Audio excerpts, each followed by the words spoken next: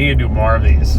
I haven't done it in a little bit. That's just me being lazy. Really, honestly, last week, the reason why I didn't do a little diary is because last week was tight. As I've mentioned before, we've lost a lot of money in Arizona. Honestly, with 3 pay periods in June, and then another pay period early in July, and then a crap ton of taxes being due. I mean, our quarterly taxes plus payroll taxes are so much.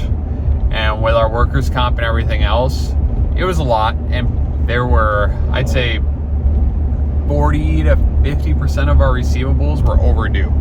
Well, people weren't paying money either. Well, honestly, we had like 60 or 1,000 in cash that we needed to come up with last week. And when the week started, we only had like $30,000 in our account. And it might have been more like 80,000 we needed. But yeah, we were scrambling.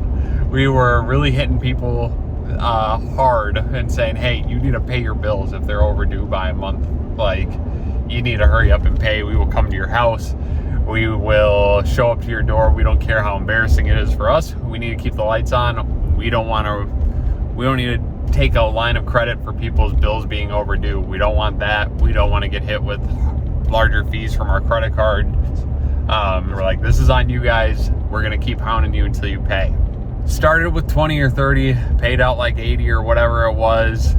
And we came out of the week net positive with 20 still in our account. Thank goodness. We were able to make payroll, make all of our tax payments, make all of our credit card payments. That was a stressful week. It was a lot to figure out. And frankly, I'd say that's the thing that will probably, stress me out most during a week. You have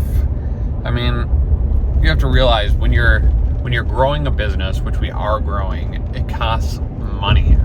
Even if you look at the last couple months alone, you look at a 350 cost 60 grand, 150, 40 grand, dump trailer, 12 grand, mower, 10 grand. Let's see, a couple of truck fixes that came out to like 10 grand, expansion in Arizona, and a failure of a branch in Arizona, which cost us probably 20-ish grand.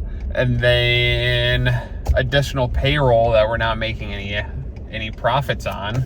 And that ended up being like an extra 20 grand a week. Really, when you start looking at stuff like that, it's like we were out like 40 grand a month over the last couple months, and that's a lot.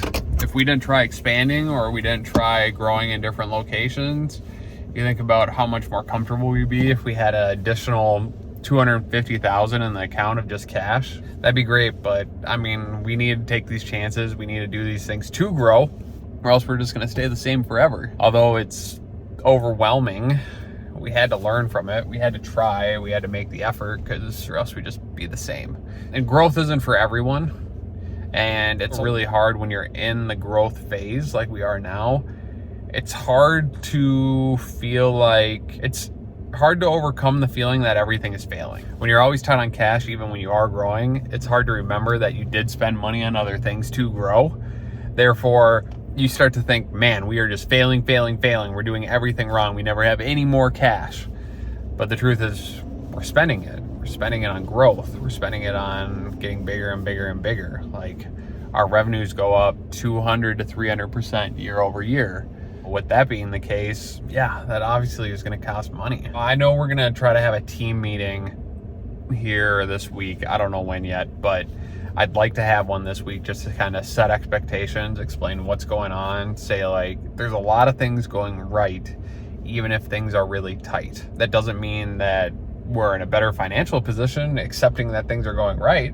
It just means that we shouldn't beat ourselves up over it. We just got to keep surviving and keep growing while staying open. Keep the business open while doing all the things we're doing, because we are much bigger than we were. So yeah, just growing pains, and it leads to some sleepless nights. Last thing, I'm just learning that as we grow and we get bigger like we are now, we have not done a good job of tracking KPIs, or your key performance indicators. And that means I don't truly know the true efficiency of every team, We don't know who's doing well or who's doing poorly. And that's something that we need to start getting on top of, because it's really hard to know what's happening across the company, and we're not even that big yet. When we're really big, it's going to be like, how do we know who's doing well? How do we track everything? Got to get used to KPIs, got to get that kind of cranked out over the next month or so. It's definitely going to take some time to analyze all the projects and see how people did on each project. And yeah. Oh, final thing. If you have a specialty and people keep asking you to do something else, just say no. We're having a really tough time in Minnesota. There's a lot of droughts. Every one of our projects that we put in, people want irrigation. And there's no one to do the irrigation. Therefore, it's like, dang it, we'll just do it because we want to help out. Every single time we've just said we'll do it to help out, it's just kicked us in the butt. Be aware. If you don't know what you're doing, usually when you're learning, it takes a lot of time and money. And that's what we've done with irrigation over and over again. My fault. We're actually paying a company to redo irrigation we did in Arizona. That's going to cost us a couple grand. And we tried it. We failed. We buried it at 2 feet because that's what we do here. There, it is really hot right now. It's been 110 for like 20 days straight.